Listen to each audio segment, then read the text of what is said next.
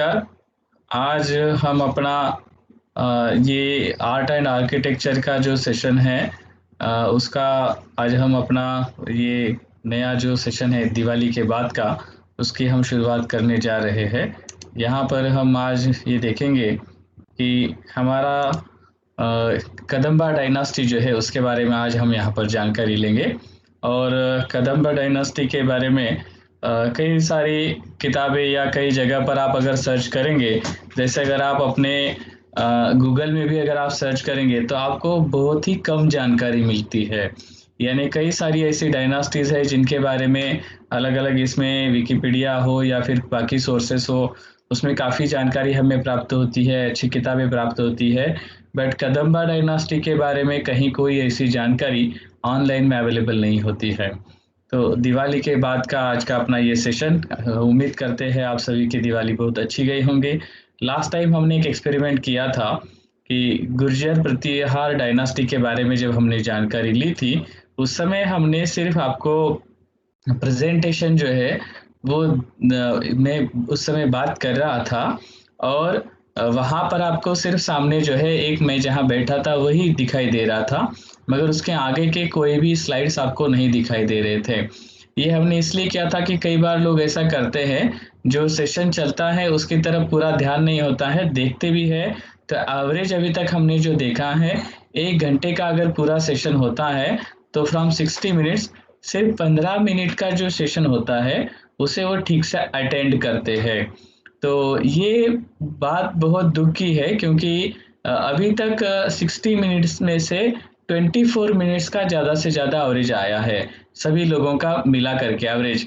कुछ लोग होंगे जो बराबर पूरा 60 मिनट तक पूरा ठीक से देखते होंगे, मगर कई सारे लोग ऐसा सिर्फ अपना अटेंडेंस दिखाने के लिए वो सिर्फ वहाँ पर उपस्थित होते हैं, अपना नाम चैट बॉक्स में लिखते हैं, कमेंट बॉक्स में लिखते हैं, वो चले जाते हैं। ये बहुत गलत बात है क्योंकि मैंने जैसे कहा था कि हमारा टेक्निकल टीम जो है, आपका पूरा अटेंडेंस जो है, वो रहने के बाद ही यानी अगर पूरा सेशन आप देखते हैं, तभी आपका अटेंडेंस जो है वहाँ पर दर्ज होता है। तो जल्द ही आपको परीक्षा फॉर्म भी मिलेगा, उसको आपको फिल अप करना है एग्ज़ाम फॉर्म और कितने सेशन आपने पूरे देखे, पूरे अटेंड किए यानी कंप्लीट टाइम, वो आपको वहाँ पर मेंशन करना है। अगर उसमें आपने गलत जानकारी लिखी, तो जैसे एग्ज़ाम में ये होता है रूल, उस तरह से आप ये गलत जानकारी ना दें, इतनी मैं रिक्वेस्ट करता हूँ और पूरा सेशन जो है, अभी तक भी अगर सारे सेशन ठीक से पूरे अटेंड नहीं किए हैं, तो सभी को पूरा देखिए और मैंने जैसे कहा था उसके नोट्स ज़रूर लीजिए ताकि उसी से आप जो है आगे लास्ट एग्ज़ाम वगैरह जो होगा या जानकारी अगर आपको कहीं पर किसी के साथ शेयर करनी होगी, तो आप उसको अच्छी तरह से शेयर कर पाएँगे। तो चलिए आइए कदंबा डायनास्टी के बारे में आज हम यहाँ पर जानकारी लेंगे। महाराष्ट्र का साउथ इलाका, कर्नाटका का कुछ बेल्ट और गोवा जिसको हम कहते हैं महाराष्ट्र का कुछ पार्ट, थोड़ा-सा पार्ट बिल्कुल कोंकण से नज़दीक और गोवा का पार्ट, फिर कर्नाटका और नीचे का कुछ तमिलनाडु का एरिया। तो इस तरह से मिलकर के कदंबा डायनास्टी को हम यहाँ पर देखते हैं और कदंबा डायनास्टी के बारे में जो डिटेल जानकारी देता है, वो सबसे फेमस तलगुंडा पिलर इंस्क्रिप्शन जो है, वो यहाँ पर हम देखते हैं। वैसे देखा जाए तो ये डायनास्टी कोई इतनी बड़ी डायनास्टी नहीं है, मगर उन्होंने आर्ट एंड आर्किटेक्चर के फील्ड में एक अपनी छाप, अपनी एक स्टाइल जो है, वो निर्माण की थी, इसलिए हम उसको यहाँ पर देखते हैं। अब ये कदंबा किंगडम की जो शुरुआत है, तो ये यहाँ की शुरुआत जो हम देखते हैं तो किंग रवि वर्मा 500 ईडी का ये हमने यहाँ पर देखा। बट मयूर शर्मा जो इसके एक फेमस किंग थे, उसके समय में कदंबा डायनास्टी जो है उसका कितना रीजन था, कितना एरिया था वो हम यहाँ पर देखते हैं और उसी समय बाजू में जो है पल्लवा डायनास्टी वगैरह को हम देखते हैं, पल्लवा, गंगा, पांड्या वगैरह डायनास्टी को देखते हैं। अभी ये कदंबा डायनास्टी के 11th सेंचुरी में जो साम्राज्य विस्तार हुआ था, वो हम यहाँ देखते हैं और नीचे यहाँ पर उनका एरिया कितना था, यानी कोंकण रीजन, उसके बाद हलसी जो कर्नाटक में है, उसके बाद हंगल, फिर बनवासी, बेलूर कदंबाज एंड वायनाड कदंबाज। ये कदंब की अलग-अलग शाखाएँ हैं। जैसे चालुक्यों में जब हम बात करते हैं तो वेस्टर्न चालुक्य, ईस्टर्न चालुक्य ऐसे हम बात करते हैं। उसके बाद फिर जो है बोधन चालुक्य या फिर वेंगी चालुक्यों की हम बात करते हैं। उसी तरह से ये कदंब की अलग-अलग शाखाएँ हैं। यहाँ फिर गोवा कदम्बा जो है उनके अंडर जो एरिया था उसको यहाँ पर देख सकते हैं कि कौन-कौन से एरिया उस केस में थे। और यहाँ पर फिर हम उनकी बनवासी कदम्ब जो थे तो उनके अंडर यानी 345 से लेकर 525 तक जिन्होंने राज्य किया, तो यहाँ पर हम देख सकते हैं मयूर शर्मा से लेकर के हरिवर्मा तक का उनका जो राज्य था, तो अलग-अलग राजाओं के नाम डायना और उनका पीरियड कितना था, वो यहाँ पर देख सकेंगे। अब ये अर्ली कदम्बा जो है बनवासी में अर्ली कदम्बा, अभी यहाँ पर हमने उसका पीरियड जो देखा उसका ये एक ओल्ड मैप जो बनाया गया है, यानी जिसको हम फैमिली ट्री कहते हैं या क्रोनोलॉजी कहते हैं, वो यहाँ देख सकते हैं। तो वही फिर मयूर शर्मा से लेकर के जो शुरुआत होती है और फिर ये ककुस्थ वर्मा में जो फिर अलग-अलग उनके 3 पार्ट बने और यहाँ पर फिर माधव वर्मा तक ये पूरा ये सफ़र शुरू रहता है। फिर उसके बाद लेटर ऑन में बनवासी एंड हंगल यूनाइटेड उनका जो ये था, तो उसकी शुरुआत को हम यहाँ देख सकते हैं। तो ये भी यानी लगभग 16 राजाओं की जानकारी हमें यहाँ पर प्राप्त होती है। इसे हंगल शाखा ऐसा कहा गया है। उसके बाद गोवा कदम्बा जो है, तो गोवा कदम्बों की शुरुआत 1 से लेकर के 14 तक, तो ये हम यहाँ देख सकते हैं और उनका ये अलग-अलग पीरियड। मैंने जैसे कहा था अगर आपको ऐसा लगता है कि कहीं कुछ जगह पर थोड़ा-सा स्पीड अगर ज़्यादा हो गया है, तो आप यूट्यूब के इसमें वीडियो जब चलता है, तो उसे थोड़ा रोक कर के फिर शांति से पूरा देख कर या उसका जो भी नोट्स है, नोट लेकर के फिर आप आगे बढ़ सकते हैं।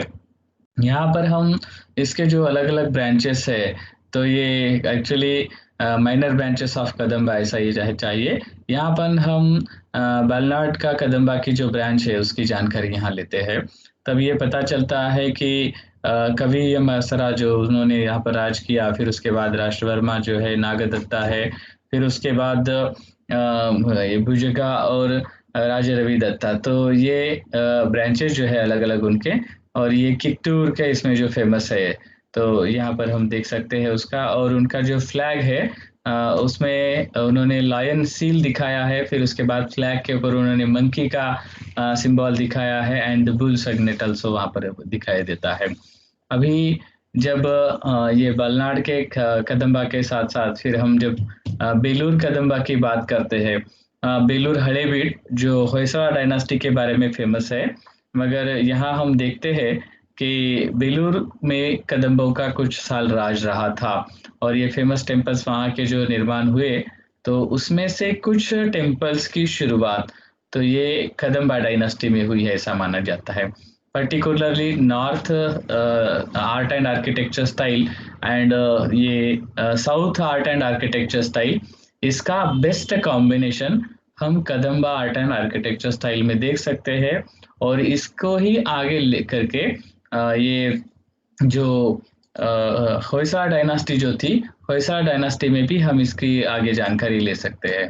यहाँ पर आगे हम फिर कदम्बा आर्ट के बारे में पर्टिकुलरली जो जानकारी लेते हैं, तो ये पता चलता है कि कदम्बा डायनास्टी जो कर्नाटका रीजन में इंडिपेंडेंट ये हुआ और पर्टिकुलरली वैसे देखा जाए तो उत्तर कर्नाटका जिसको हम कहते हैं, तो उत्तर कर्नाटका में जिनका राज रहा था और बनवासी इनकी जो कैपिटल रही थी। तो यहाँ पर ककुस्थ वर्मा के इसमें इनका एक पावरफुल रूल रहा, राज रहा और फिर जैसे उनका रिलेशनशिप जो है तो वाकाटकों के साथ में जैसे फिर उसके साथ कालिदास जो है कवि कालिदास तो उनके इसमें उनका रिलेशन दिखाया जाता है और गोल्ड कॉइन्स और आर्किटेक्चरल हेरिटेज के इसमें ये इनका एक ये अपना कंट्रीब्यूशन माना जाता है। तो यहाँ पर कदम्बा डायनास्टी जो है वो लगभग 200 साल यानी उसके बाद जो है चालुक्य राज जो शुरू हुआ था तो उसमें फिर माइनर ब्रांचेस उनके जो है कदम्बों के वो उनका राज हमें दिखाई देता है। अभी उनके जो अलग-अलग इंस्क्रिप्शन जब देखते हैं तो उसमें गुडनापुर इंस्क्रिप्शन जो है उनका तो वहाँ पर उनका जो डांसिंग हॉल वगैरह जो है वो दिखाई देता है। इसका मतलब कई अलग-अलग जो कलाएँ हैं तो उनको उन्होंने प्रमोट किया था और यहाँ पर मेमोरियल स्टोन्स जो हल्सी टेम्पल है, वहाँ अगर हम देखेंगे या फिर वहाँ के कुछ स्कल्पचर पैनल्स अगर हम देखेंगे, तो कई तरह के आयुध निर्माण जो है, यानी हथियार निर्माण की कला जो है, वो हम देखते हैं। उनकी युद्ध पद्धति किस तरह की थी, युद्ध कला जो है आर्ट ऑफ वॉर, तो वो भी हम वहाँ देखते हैं, system of military organisation and also the details about contemporary costumes, hair styles and musical instruments. तो यानी उनके वेशभूषा कला, उनकी हेयर स्टाइल्स और उनका जो संगीत साधन जो थे, वो हमको वहाँ दिखाई देते हैं। तो इस तरह के कुछ इम्पोर्टेंट इंस्क्रिप्शंस और कुछ उनकी अपनी एक मंदिर निर्माण की शैली, और ये उनके जो स्कल्पटर्स थे, तो उनकी एक अपनी निर्माण करने की जो शैली थी। The artist, engineers, architects, engravers and sculptors must have played a dominant role in determining the transmission of style and items of art all over the region. अभी तक जो है राज दरबार में राजाओं के द्वारा विकसित की गई कला, मगर अभी जैसे धीरे-धीरे हमने देखा था लास्ट इसमें भी गुर्जर प्रतिहार और उसके पहले भी, आर्टिस्ट जो है वो सिर्फ राजा के आश्रय पर या राजा का जो धर्म था, उस पर ही आधारित कला का निर्माण करते थे, ऐसा नहीं, बल्कि वो खुद भी अपनी एक विचारधारा जो रखते, उस तरह से वो अपना जो स्थापत्य था या फिर जो भी मूर्तियों का निर्माण था, वो करते थे, या फिर एक-दूसरे के प्रभाव में आने के बाद उस तरह की कुछ कलाओं का निर्माण होता था। मेटल आर्ट के बारे में अगर हम बात करेंगे, तो कुछ स्पेशल फीचर्स हमको यहाँ पर ब्रॉन्ज में दिखाई देते हैं, या फिर समभंगा, द्विभंगा और त्रिभंगा फिगर्स जो निर्माण हुए। पर्टिकुलरली ये मेटल आर्ट जो है, इस पर हम साउथ स्टाइल जो है, जिसमें हमने चेर चोला उनके जो ब्रॉन्ज स्कल्पचर जो देखे थे, उसका इम्पैक्ट हमको इसमें दिखाई देता है। बट उन्होंने अपनी एक शैली जो है, स्टाइल जो है, वो धीरे-धीरे डेवलप की थी। और फिर उसके बाद हम यहाँ भूवराह नरसिम्हा टेम्पल में जब देखते हैं, तो उनके स्कल्पचर्स और उनकी मूर्तियों को देखते हैं, तो एक सुंदर, एक ब्यूटीफुल डेकोरेशन उन्होंने स्टोन के इसमें भी निर्माण किया हुआ देखते हैं। और 12th सेंचुरी के इसमें ये चालुक्य के स्टाइल के ऊपर इसका इम्पैक्ट हमें दिखाई देता है, पर्टिकुलरली वेस्टर्न चालुक्यों के इसमें। अ, इन्होंने सिर्फ जो है हिंदू धर्म को ही ज़्यादा प्रमोट किया था, ऐसा नहीं था। कदम्बा इसमें जैनिज़्म और जैन टेम्पल्स को हम देखते हैं। फिर ये बनवासी, बेलगांव, मंगलोर और गोवा, इस रीजन में ये टेम्पल हम देखते हैं। यहाँ पर आदिकवि पंप जो है कर्नाटक में, जो बहुत फेमस माने जाते हैं, तो उनके इसमें ये बनवासी किंगडम जो है इनका कदम्बा का, तो उसका बहुत ही स्तुत्यपूर्ण वर्णन हमें प्राप्त होता है।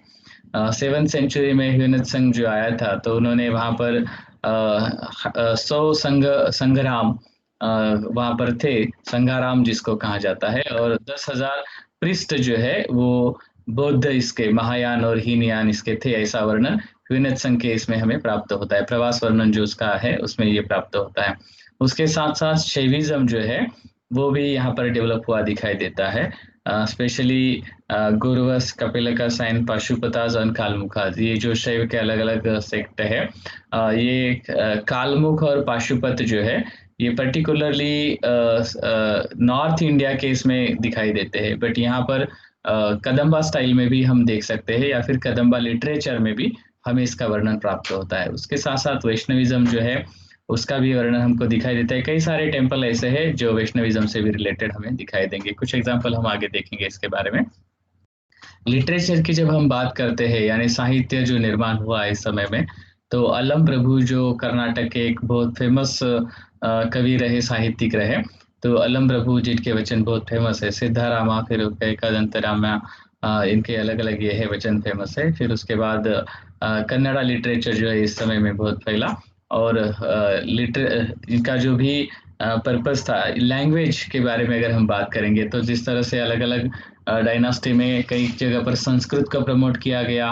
महाराष्ट्र की अगर बात करते हैं, तो यादवा पीरियड में पर्टिकुलरली यहाँ पर जो है मराठी को प्रमोट किया गया। उसी तरह से ये कदम्बा डायनास्टी में कन्नड़ा लैंग्वेज जो है उसको ज़्यादा प्रमोट किया गया दिखाई देता है, और ये Kannada very marked for their beauty, sound and expressiveness. आज भी संगीत की अगर पर्टिकुलरली बात करते हैं भारत में, तो हिंदुस्तानी संगीत, तो उसको साइमल्टेनियस अगर कंपैरेटिवली अगर कोई उतना ही फेमस म्यूजिक है, तो वो कर्नाटक म्यूजिक को माना जाता है। और ये डेवलपमेंट जो है इस पीरियड में हमें दिखाई देती है। इसके बारे में कई सारे एपिग्राफ और उसकी जानकारी भी हम ले सकते हैं। और लैंग्वेज की यहाँ पर जैसे अभी हमने बात की, तो Kannada as an additional official administrative language थी, ऐसा उसको माना जाता है। अभी यहाँ पर हल्माडी इंस्क्रिप्शन जो है उसके बारे में फेमस है, वो भी हम देखेंगे। आर्किटेक्चर की जब हम बात करते हैं, तो कदम्बा टेम्पल्स के बारे में सबसे पहले फर्ग्यूसन ने इसके बारे में अध्ययन किया था। उसके बाद हेनरी कजिन्स उसने कुछ टेम्पल ग्रुप्स को ये किया, मगर उसने चालुक्यों का ये एक सब स्टाइल था ऐसा माना था। उसके बाद मोरेस ने इसके बारे में अध्ययन किया। अभी तक के इसमें जितना भी लिटरेचर अवेलेबल हुआ है, उसमें मोरेस ही एक ऐसा अध्ययन करता है कि जिसने कदम्बा के बारे में स्पेशली बहुत अच्छा अध्ययन किया है, सिस्टमैटिकली उसके बारे में राइट अप किया है। अभी शुरू में हमने जो कुछ मैप्स वगैरह देखे, तो ये मोरेस का ही राइटिंग है। उसके बाद भी यानी अब तक जितने कुछ पीएचडी के थीसिस वगैरह हुए, तो वहाँ पर भी कहीं किसी ने इतना ठीक तरह से ध्यान देकर के लिखा है ऐसा नहीं दिखाई दिया। हो सकता है कुछ कन्नड़ा में पीएचडी के रिसर्च वगैरह हुए होंगे, but in the book format particularly English की अगर हम बात करें या हिंदी की अगर बात करें, तो मोरेस के अलावा और दूसरे किसी का साहित्य हमें अभी तक देखने को नहीं मिला। वो दूसरों के साथ कॉम्बिनेशन करके कुछ जगहों पर कुछ टेम्पल्स की जानकारी मिलती है, particularly about the Kadamba art and architecture style. Only the Morris books is important for that. So the traditional इनके जो मास्टर मिशन जिनको हम कहते हैं, यानी स्थापत्यकार जिनको हम कहते हैं, वही यहाँ पर अपनी कला का जो है निर्माण कर रहे थे। और कदम्बा मॉन्यूमेंट जो है उस समय तो नॉर्थ एंड साउथ का एक ब्यूटीफुल कॉम्बिनेशन वेसर स्टाइल जिसको हम कहते हैं, वो डेवलप हुआ था। बट शिखर की जब बात करते हैं हम, तो कदम्बा स्टाइल का एक अपना शिखर था। तो ये decorative detail to adorn the columns and the niches around the temple walls yet always have their vimana built in Kadamba style. Not only the vimana, but उसका जैसे हम शिखर की बात करते हैं पर्टिकुलरली नागर स्टाइल में, तो वैसे आमलक स्टाइल जो है ये कदम्बों की देन है ऐसा हम कह सकते हैं। यहाँ पर हम उसके बारे में जानकारी ले सकते हैं। The contribution of the Kadamba dynasty to the architectural heritage of this Karnataka certainly deserves recognition. The Kadamba they have been regarded as one of the foundations upon which the Karnataka architecture is based. Her state के आज के इसमें जो हमें temple वगैरह दिखाई देते हैं, उसका कोई तो भी एक बेसिक फॉर्म जो उस स्टेट के लिए पर्टिकुलरली डेवलप हुआ है। जैसे आज भी अगर हम नॉर्थ की अगर बात करते हैं, तो नॉर्थ इंडिया में जो टेम्पल्स दिखाई देते हैं, गुप्ता स्टाइल का इम्पैक्ट आज भी हमें वहां पर दिखाई देता है। महाराष्ट्र की बात करते हैं, तो more than 60-70% temples till there are Yadava style architecture which is called the Hemadpanthi architecture style.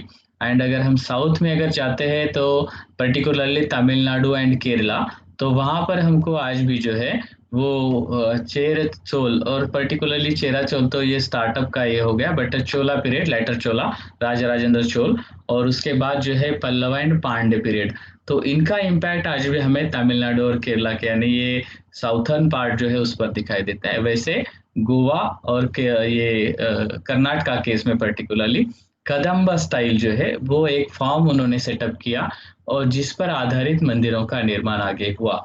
अब इसकी दूसरी एक विशेष बात यह है कि इनके जो शिखर है, the shikhara called Kadamba shikhara, which constitute the most prominent feature of their architecture. The Kadamba Shikhara has a pyramid-like shape and rises in steps with a stupika or kalasha at the top without any decoration. यही यही same style आगे चल करके जो होयसलों ने adopt किया और चालुक्यों के इसमें भी अडॉप्ट हुआ था।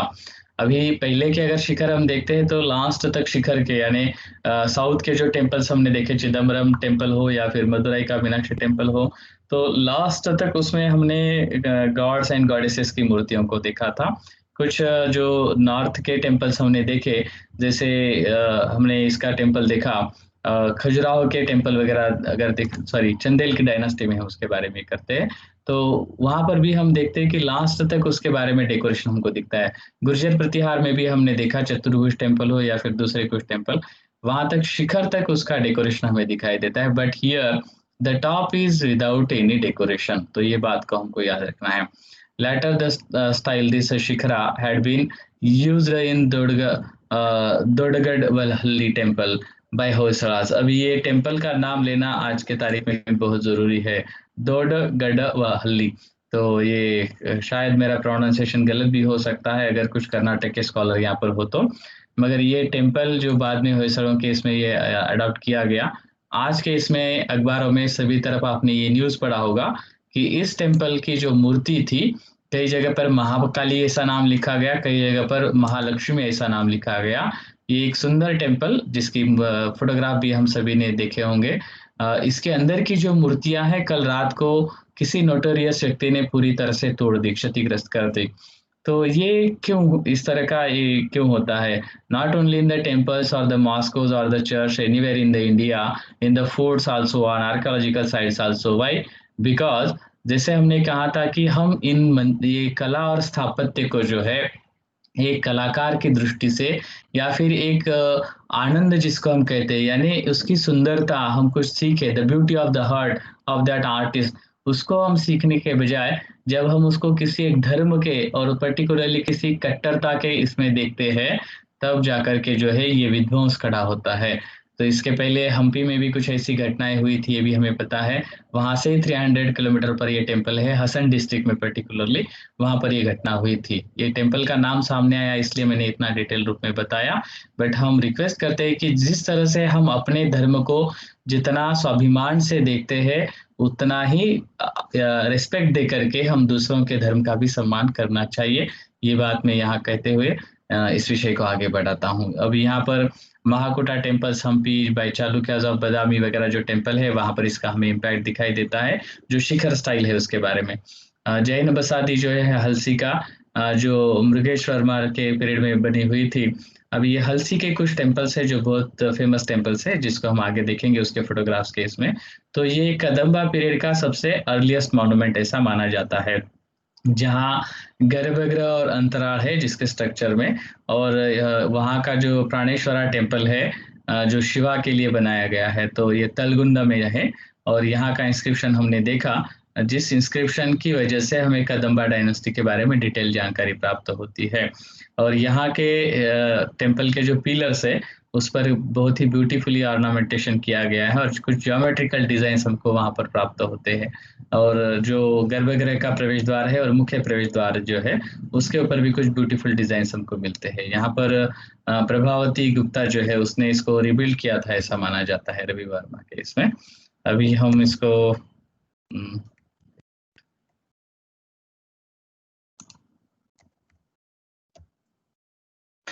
फिर उसके बाद मधुकेश्वरा टेम्पल जो है बनवासी का, वो भी एक फेमस टेम्पल है और ये आदि मधुकेश्वरा इस नाम से जाना जाता है कदंबा पीरियड का। और उसके बाद श्रीकांतेश्वरा टेम्पल जो उसके नज़दीक है, वो भी एक फेमस टेम्पल माना जाता है।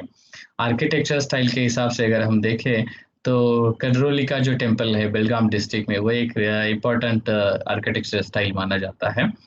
शंकर देवा के का जो टेम्पल है स्क्वायर गर्भगृह, अभी एक्चुअली कई सारे टेम्पल्स के जो गर्भगृह होते हैं वो राउंड शेप में दिखाई देते हैं, सेमी राउंड जिसको हम कहते हैं, सेमी सर्कल जिसको कहते हैं, या फिर थोड़ा सा कुछ यानी उसके डिजाइन अलग दिखाई देते हैं, बट स्क्वायर टाइप के गर्भगृह जो है वो बहुत कम इसमें दिखाई देते हैं, जो हम यहाँ देख सकते हैं।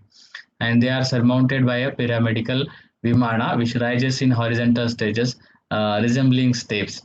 अभी ये स्टाइल की विशेषता क्या है? इसी पर आधारित आगे ले जाकर के जो है स्टार शेप्ड टेम्पल्स बने। अब ये स्टार शेप्ड क्या है, वो भी आप होयसला पीरियड में ज़्यादा अच्छा देख सकते हैं। इट्स नॉट ओनली 5 स्टार की तरह नहीं, बल्कि इसमें जिसमें 8 ये दिखाई देते हैं, कोन दिखाई देते हैं, या फिर 16 कोन दिखाई देते हैं, यानी it's not 5 star, it's 16 star, तो 32 स्टार्स तक कई जगह पर। तो इस तरह के टेम्पल बने थे, ये इसी रचना पर आधारित बने हुए हैं। द हाथीकेश्वरा टेम्पल हल्सी का, वो भी एक इम्पोर्टेंट स्टेज है इसके डेवलपमेंट का, कदंबा आर्किटेक्चर स्टाइल का। And it has perforated screen Windows on either side of the doorway. The pillars in the Kaleshwara temple at Halsi as well as in the Someshwara temple attain greater variety and refinement। अभी ये temples का प्रवेश द्वार हो या फिर उसके यानी गर्भगृह का प्रवेश द्वार हो या मुख्य प्रवेश द्वार हो, उसके ऊपर जो स्तंभ रूप अलंकरण जो दिखाई देता है, यानी not only on the pillars but the sides of this entry doors, उसके ऊपर के जो डिजाइन्स है वो कितने ब्यूटीफुल हो सकते हैं, उसके कुछ एग्जाम्पल हम यहाँ देखेंगे और आगे चलकर ये और ज्यादा डेवलप हुआ। The Kadambas introduced additional sophistication in the monuments of Yelvatti, of which a Jain temple is most important। अभी ये येलवट्टी का टेम्पल अगर हम देखते हैं, तो सोप स्टोन टेम्पल आर्किटेक्चर जो निर्माण हुए बाद में, यानी सोप स्टोन का यूज करने की, पहले तो ब्लैक स्टोन, हार्ड स्टोन, अलग अलग तरह के स्टोन थे, या फिर ग्रेनाइट स्टोन को यूज किया जाता था, बट स्टोव स्टोन का जो यूज़ करके ये कर्नाटका की पर्टिकुलर स्टाइल, जो कर्नाटका में स्टोन प्राप्त होता है, और कुछ थोड़ा-सा पार्ट तमिलनाडु का, तो यहाँ पर ये स्टोव स्टोन प्राप्त होता है। होयसड़ा में इसमें हम देखेंगे, और इसकी शुरुआत जो है ये कदंबा आर्किटेक्चर स्टाइल में हुई है। Similarly the scholars believe that Kadamba style of architecture has a few things in common with the Hoysala, Chalukyan and the Pallava styles. They also drew from the architectural tradition of Satavahanas. अभी जैसे हमने कहा था, ये इम्पैक्ट है पहले से, बट लेटर ऑन पीरियड ये होयसड़, चालुक्य एंड पल्लवा के इसमें इसका इम्पैक्ट दिखाई देता है। इसी की वजह से शायद कुछ लोगों ने शुरू के दौर में कदंबा के कुछ टेम्पल्स को होयसड़ों में मिक्स किया था, कुछ लोगों ने उसको चालुक्य के इसमें मिक्स किया था, कुछ लोगों ने इसको सब style of the Chalukyan architecture ऐसा माना था। So it has also been believed that the Kadambas contributed to the foundation of the latter Chalukya Hoysala style of architecture and style sculptures. So यहाँ पर फिर हम आगे देखेंगे. The sculptors of Goa were moreover prodigal in decoration and details. In confirmation of our statement, we may cite the instance of the colossal statue of Bhairava, generally called Betala, which is laying on a wall near the village churchyard, Betal Batim Salesto. This statue, in spite of appearing nude, has its loins covered with a filigree band with hanging bells, and on its stomach a huge scorpion is skillfully carved as to convey the impression of being inside. The huge Nandi found by this father Heras. अभी actually हेरास ने भी इसके बारे में कई research किया हुआ है, कई सारे रिसर्च पेपर्स इसके बारे में पब्लिश हुए हैं at Chandaur during the excavations of May 1930. And the smaller Nandi of Pillai, now in the Museum of Indian Historical Research Institute.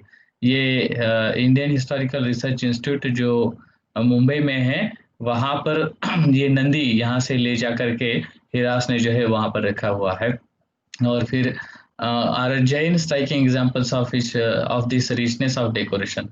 The school of sculpture which made such a remarkable progress under the Goa Kadambas. अभी ये कदम्बा के बनवासी कदम्बा के बाद फिर गोवा कदम्बा की speciality क्या है वो यहाँ पर बताए हैं। अभी कदम्बा पीरियड में जो कॉइन्स निर्माण होते थे, या जो बाकी not only the coins but the seals also, तो उसके ऊपर लायन का सिंबल जो है वो बहुत क्लियर रूप से हमें दिखाई देता है। अभी यहाँ पर उसकी जानकारी दी हुई है, और उसके कुछ वर्ड जो है उसके ऊपर श्री ये वर्ड दिखाई देता है, अंकुश उसके ऊपर दिखाई देता है, पद्म उसके ऊपर दिखाई देता है, and they all bear 4 or more lines punch marked on the over some coins जो है, और the reverse has sometimes a scroll ornamentation and sometimes a star of और a padma. 3 of these coins were found in Bijapur district. कदम्बों के बहुत ज़्यादा coins नहीं है, जैसे दूसरों के हम कॉइन्स देखते हैं उस तरह से उतनी ज़्यादा मात्रा में नहीं, बहुत थोड़े कॉइन्स अभी तक प्राप्त हुए हैं। मैं जब हम गोवा में जाते हैं या फिर कर्नाटक के कुछ एरिया में जाते हैं, आज की तारीख में हमें बहुत सारे ऐसे कॉइन्स, ये जो सिंबल हम यहाँ पर बता रहे हैं, तो ये इस तरह के कॉइन्स प्राप्त होते हैं, but maximum coins are fake coins.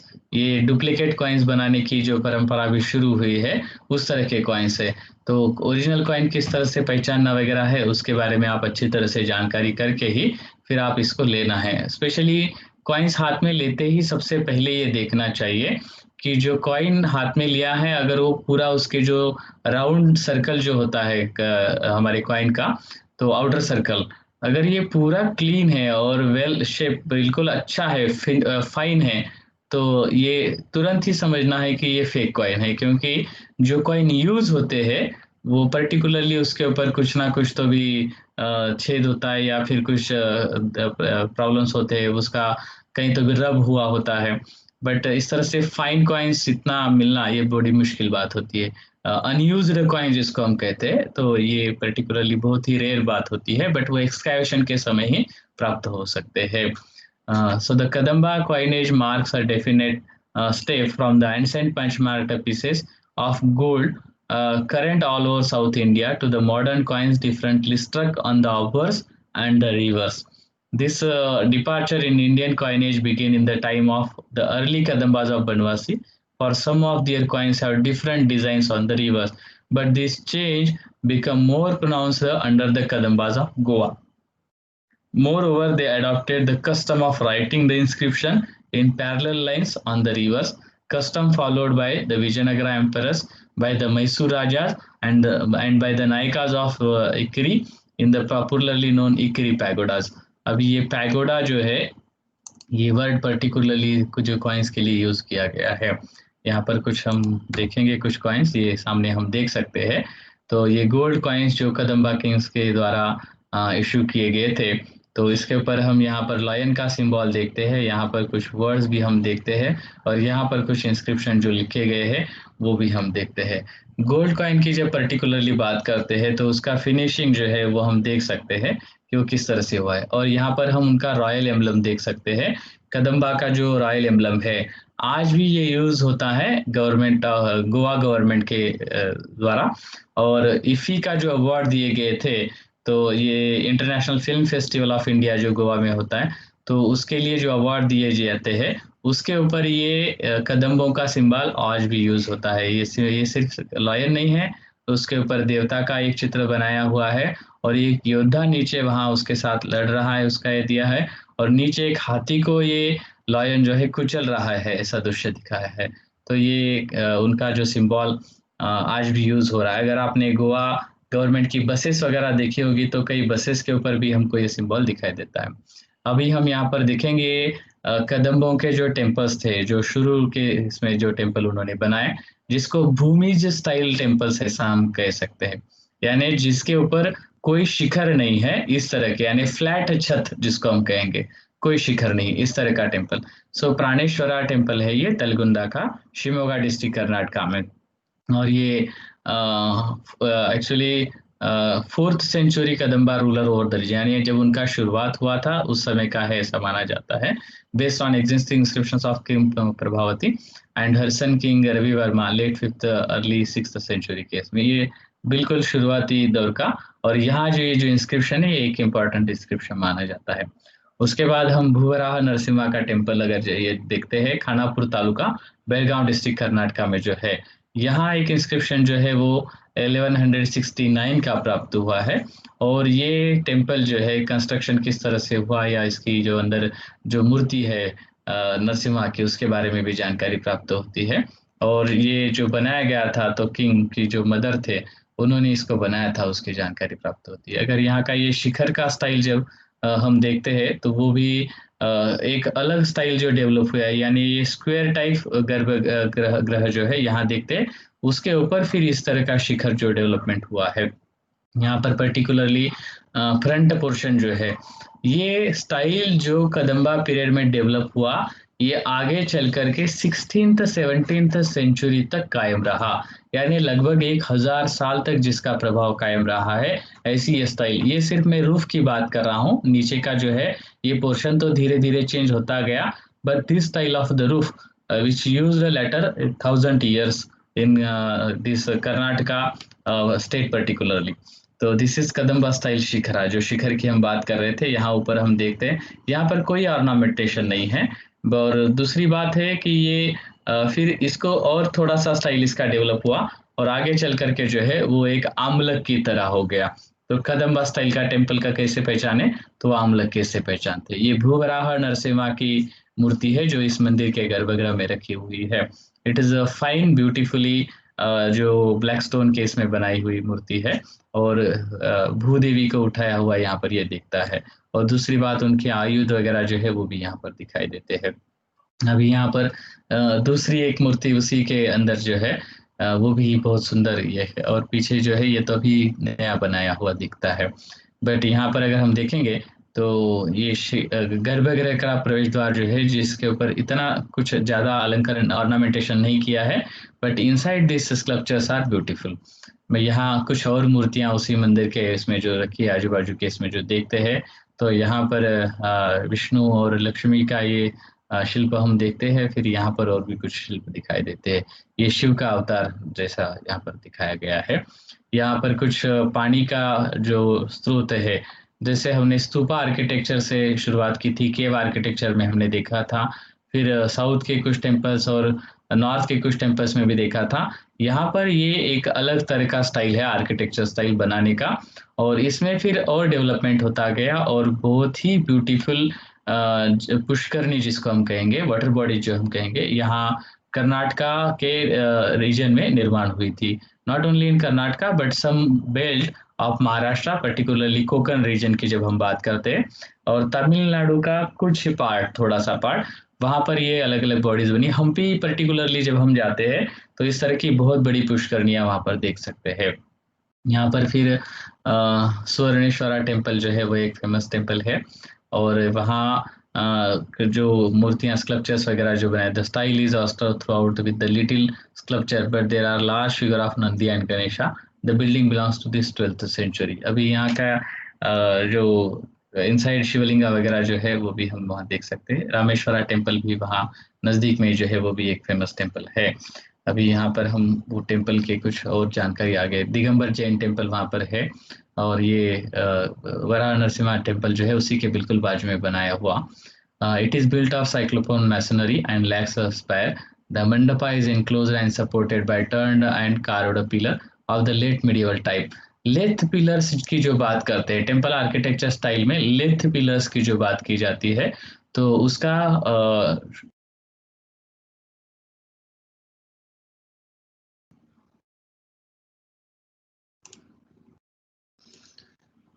बीच में ही थोड़ा-सा व्यत्यय आ गया था। ठीक है, अभी हम यहाँ पर ये जो लेथ पिलर्स की हम बात कर रहे थे कि जो बाद के जो भी डायनास्टीज़ में जो चालुक्य टेम्पल आर्किटेक्चर होयसड़ा, इसमें जो लेथ पिलर्स जो हम देखते हैं, तो उसकी शुरुआत ये कदंबा डायनास्टी के इसमें हुई थी। कुछ सिंपल पिलर्स हम इसमें देखेंगे जो इस तरह से फिर आगे डेकोरेट किए गए। उसके बाद फिर हम राम तीर्थ की ये लेते हैं। वहाँ पर भी कुछ स्टोन स्कल्पचर्स और वहाँ कुछ इंस्क्रिप्शन जो इम्पोर्टेंट है। उसके बाद माचीगढ़ जो डायरेक्टली उसी टाउन के इसमें है, और वहाँ उसको माचीगढ़ किला इस नाम से जाना जाता है, और रॉकेट के इसमें बनाया हुआ ये मशीनरी जो वहाँ इम्पोर्टेंट मानी जाती है। यहाँ पर हम आगे कुछ ये टेम्पल और उसके पिलर्स को देखेंगे। ये अमीन बाबी जैन टेम्पल जो है धारवाड़ तालुका में, धारवाड़ जिला में जो कर्नाटका के, तो ये पिलर यहाँ पर देखते हैं, और आगे चल करके इसी लेंथ एंड विड्थ के ऊपर ऑर्नामेंटेशन ज़्यादा हमें दिखाई देता है।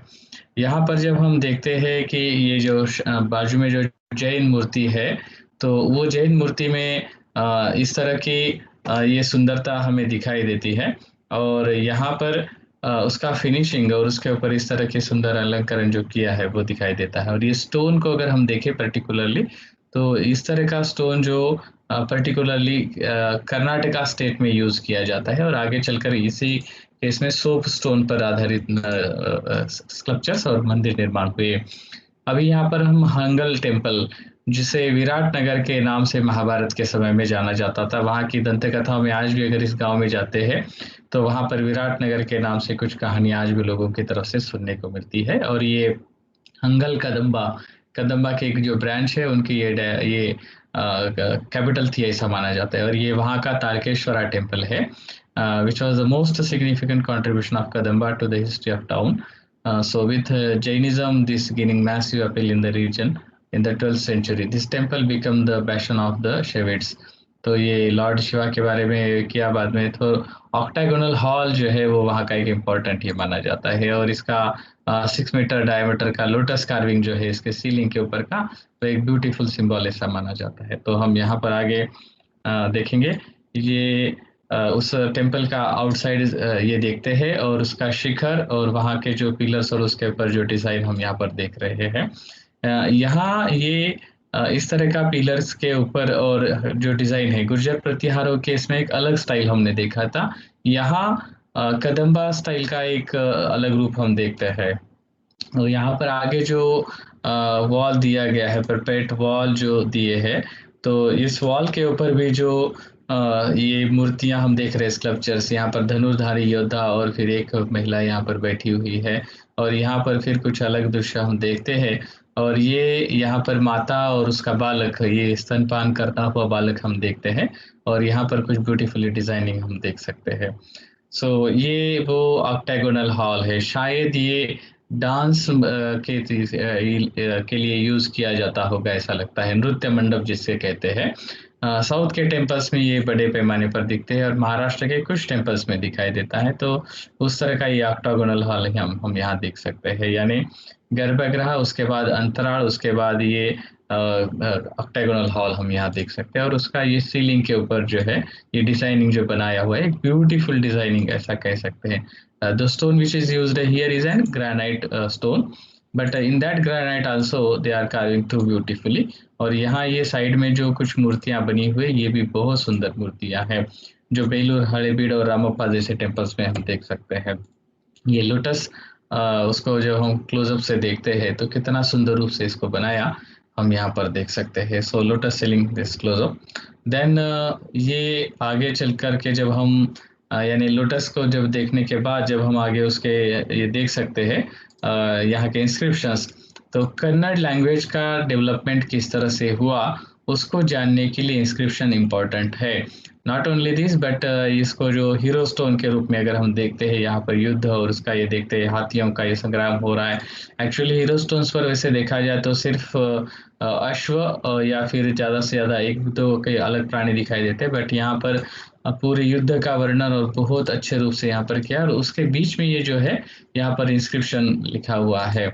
सो यानी hero stone with the inscription, तो यहाँ पर भी हम देखें तो यानी ये इसका नेक्स्ट पार्ट है ऐसा दिखाई देता है, बिकॉज ये वॉर को अगर हम देखेंगे तो उस तरह का ये दृश्य दिखाई देता है। इसका रीडिंग हमें प्राप्त नहीं हुआ, वरना हम इसको जान लेते थे कि ये पूरा क्या स्टोरी है, उसकी भी जानकारी दे सकते थे। और यहाँ पर आगे कुछ और दृश्य दिए हुए है। So this is an one of the most important inscription. यहाँ उस इंस्क्रिप्शंस के साथ साथ यानी दूसरे कुछ इंस्क्रिप्शन जो है यहाँ पर हम नृत्यरत कुछ महिलाओं को देख सकते हैं और यहाँ फिर आगे कुछ और देवताओं को, ये नीचे कुछ और दृश्य देखते हैं। यानी हीरो स्टोन्स पर इस तरह से किए हुए कुछ कार्विंग्स, कुछ क्लस्टर जो है वो भी सुंदर है, ये भी देखते हैं। और यहाँ पर ये हलमाडी इंस्क्रिप्शन जो हसन डिस्ट्रिक्ट में है और ये कन्नड़ इंस्क्रिप्शन के इसमें एक इम्पोर्टेंट माना जाता है। ये 450 शताब्दी का और 450 ईस्वी सन में जिसे बनाया गया था। और ये इसको कितनी अच्छी तरह से उसका रिप्लिका बना के यहाँ पर प्रिजर्व किया गया है।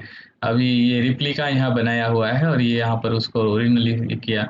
बट सबसे इम्पोर्टेंट बात यह है कि जिस तरह से उसको प्रिजर्व किया गया, वरना आजकल हमारे म्यूजियम्स के बाहर भी हम देखते हैं कई सारे इम्पोर्टेंट इंस्क्रिप्शंस और कई सारी सुंदर मूर्तियां होती है, स्कल्पचर्स होते हैं, मगर उसके ऊपर पानी और ये गिरते रहता है, उसके लिए कोई प्रोटेक्शन नहीं प्राप्त होता है। बट यहाँ पर एक छोटा सा गांव और उस गांव में इस तरह की व्यवस्था की गई है। So this is an idealistic thing. ये एक आदर्श उदाहरण ऐसा हम कह सकते हैं और इस तरह से हमें करना चाहिए। यहाँ पर इंस्क्रिप्शन का रीडिंग भी जो है सभी गाँव वालों को ठीक से पता चलना चाहिए, इसलिए उसको अच्छी तरह से ये करके स्टोन के ऊपर कार्विंग करके उसको बनाया गया है मॉडर्न टेक्नोलॉजी का यूज करते हुए। तो इस तरह के कुछ एग्जांपल्स हमको भी जो है निर्माण करने होंगे जहाँ पर भी इस तरह के इंपॉर्टेंट इंस्क्रिप्शन है। महाराष्ट्र की जब हम बात करते हैं तो अक्षी जैसा शिलालेख जो है, इंस्क्रिप्शन जो है, Akshi inscription is called as the important inscription Maharashtra. But the situation और the condition of that inscription is very bad actually. So यहाँ पर कुछ हम कॉपर प्लेट भी देख सकेंगे। ये लैंड का जो ये भूमि का जो दान दिया हुआ था उसका ये कॉपर प्लेट हम देखते हैं, छोटे से साइज और उसके ऊपर ये बनाया हुआ एक रिंग हरिवर्मन का ये है। उसके बाद में हम आगे कुछ मार्केला कॉपर प्लेट देखते हैं शास्त्र देवा के। तो ये इंडियन हिस्टोरिकल रिसर्च इंस्टीट्यूट जो है सेंट जेवियर कॉलेज बॉम्बे का, तो वहाँ पर ये इंस्क्रिप्शन जैसे ये वहाँ के म्यूजियम के इसमें ये कॉपर प्लेट इंस्क्रिप्शन रखे हुए हैं। और ये 3 कॉपर प्लेट का ये इसमें जो पंजिम कॉपर प्लेट है जेकेशी फर्स्ट का, ये भी उसी कॉलेज के म्यूजियम में रखा हुआ है, हैरिस म्यूजियम के नाम से जिसे जाना जाता है। अभी पर्टिकुलर ये इंस्क्रिप्शन जो है इसकी विशेषता क्या है, तो इसमें कुछ जो वर्णन किए हैं ये जागृत मंत्री वर्ग संकटाचार्य इति प्रसिद्धो यथा वर्ग प्रगम फलित वर्ग। यानी उस समय इंस्क्रिप्शन सिर्फ ये कॉपर प्लेट इंस्क्रिप्शन बनाया ऐसा नहीं, बल्कि वहाँ उसमें जो लिखा है ये इम्पोर्टेंट है, जागृत मंत्री वर्ग। अभी आज की तारीख में जब कोई आपदा बीतती है तो सिर्फ उसका जो मंत्रियों का जो प्रमुख होता है वही इम्पोर्टेंट ऐसा होता है ऐसा नहीं, बल्कि सभी जो है जागरूक मंत्री वर्ग रहना बहुत आवश्यक है। ये पूरा इंस्क्रिप्शंस का डिटेल में अगर हम पढ़ेंगे तो उसके और अच्छी तरह से जानकारी हमें मिलती है।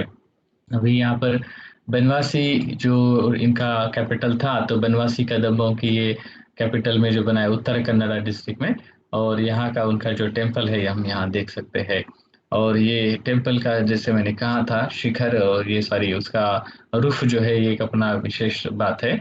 और यहाँ आगे जो ध्वज स्तंभ लगाया हुआ है, तो ध्वज स्तंभ का नीचे का जो बेस है उसका हाइट जो है वो काफी ज्यादा है।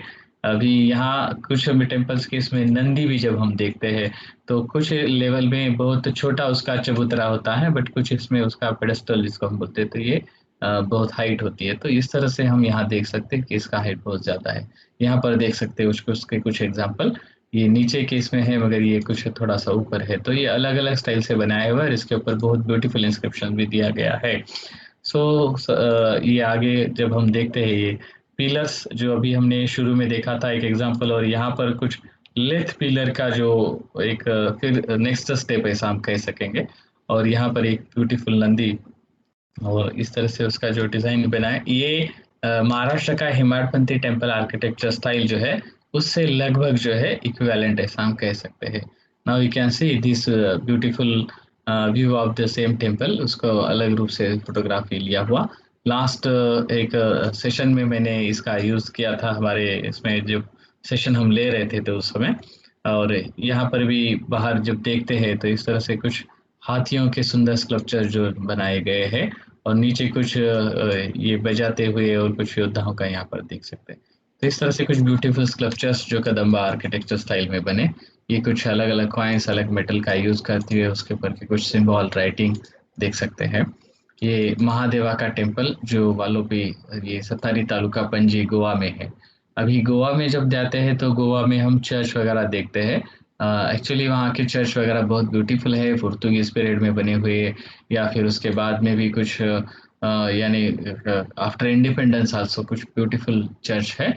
बट उसके आजू बाजू में कुछ ऐसे ब्यूटीफुल टेम्पल्स भी है जो देखने की आवश्यकता है। वहाँ पर्टिकुलरली जो हम सिटी यानी main enter city central part में जो देखते हैं वो 17th 18th 19th सेंचुरी में बने हुए टेम्पल्स देखते हैं। बट आजू बाजू के कुछ इंटीरियर प्लेस में अगर गए तो वहाँ पर हम इस तरह के शिवा और बाकी देवताओं के कुछ ओल्ड टेम्पल्स भी देख सकते हैं। तो ये कदम्बा का एक महादेवा का टेम्पल जो 12th सेंचुरी में बना हुआ है।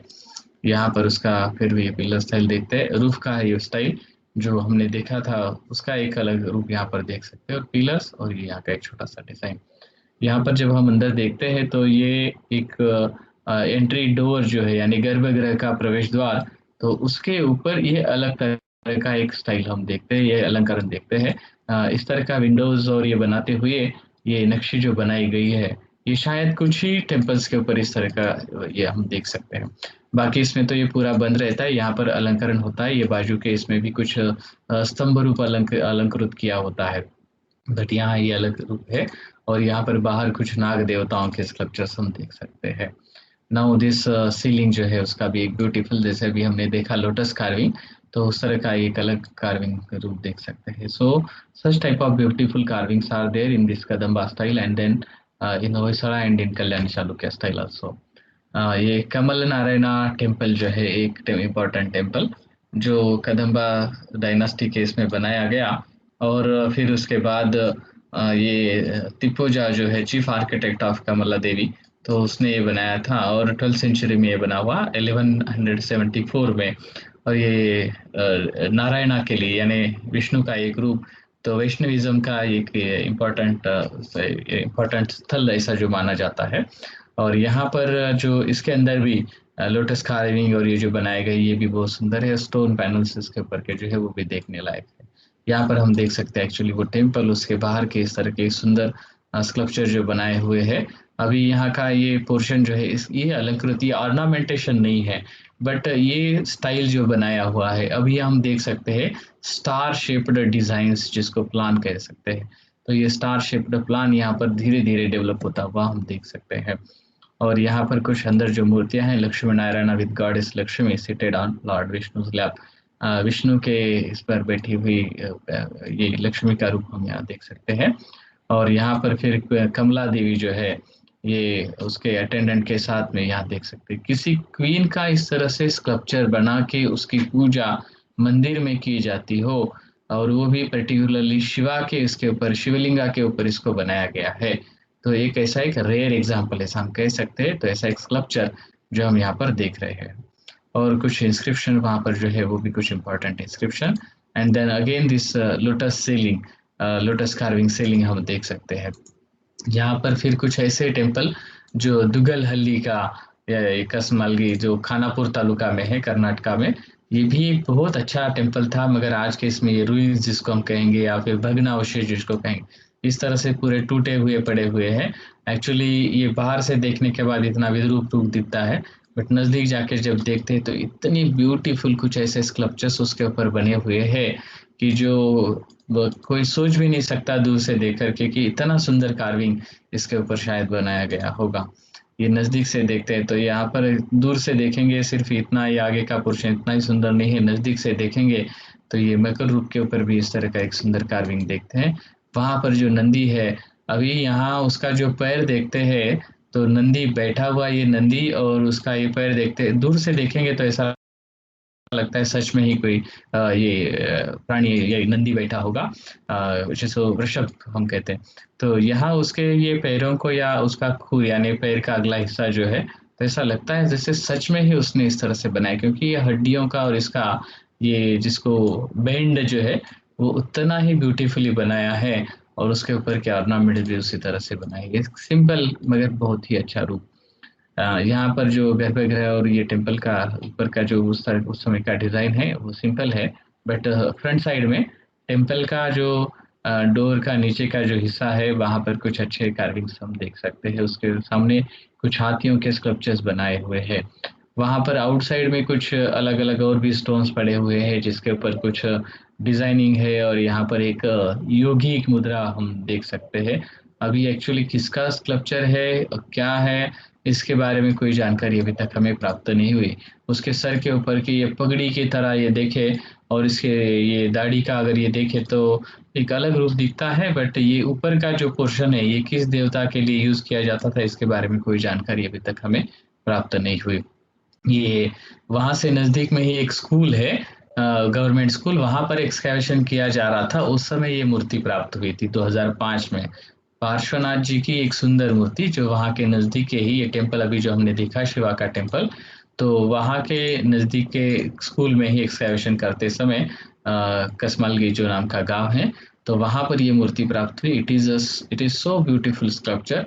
उसको उन्होंने रखा भी बहुत अच्छी तरह से, कांच के अंदर उसको केबिन बना के उसको अच्छी तरह से रखा हुआ है, प्रिजर्व किया हुआ है।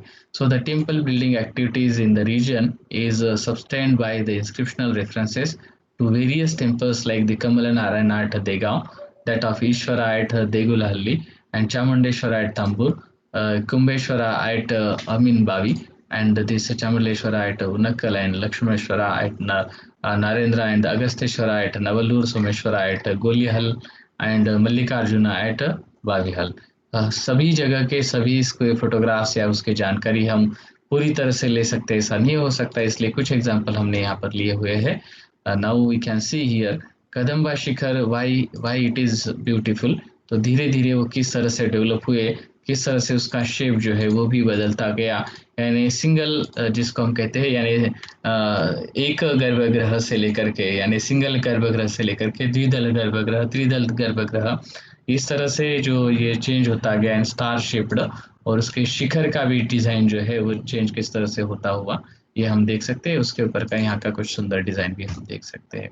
सो now I want to see here से here the Kadambas architecture, what are the typical features, क्योंकि जो भी हम आर्ट एंड आर्किटेक्चर स्टाइल पढ़ते हैं तो लास्ट में उसका कंक्लूजन करते समय हमें ये देखना है what are the special features of this architecture style.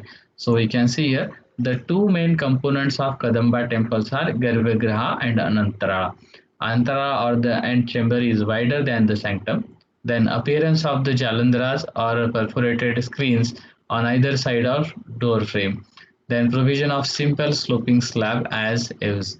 The most significant feature is the pyramidal tower with horizontal stages revealing their tooth like projections as the motifs of ornamentation. These appear to be the local version of Kalinga form. Bare outer walls relieved only by a molded base, a flat band of wall decoration that ruins around the middle, and lastly, the feature of indicating the dedication of the temple on the lintel of the Garbhagriha door frame is also attributed to the Kadambas by some scholars. So this fifth point, fifth point, which is most important and which impacts on later on, which we can see in the later on period also in Kalyani Chalukya period and Hoysala period particularly. Now, last one this year we can see the references. Annual report of the South Indian Epigraphy Madras, annual report of archaeology departments.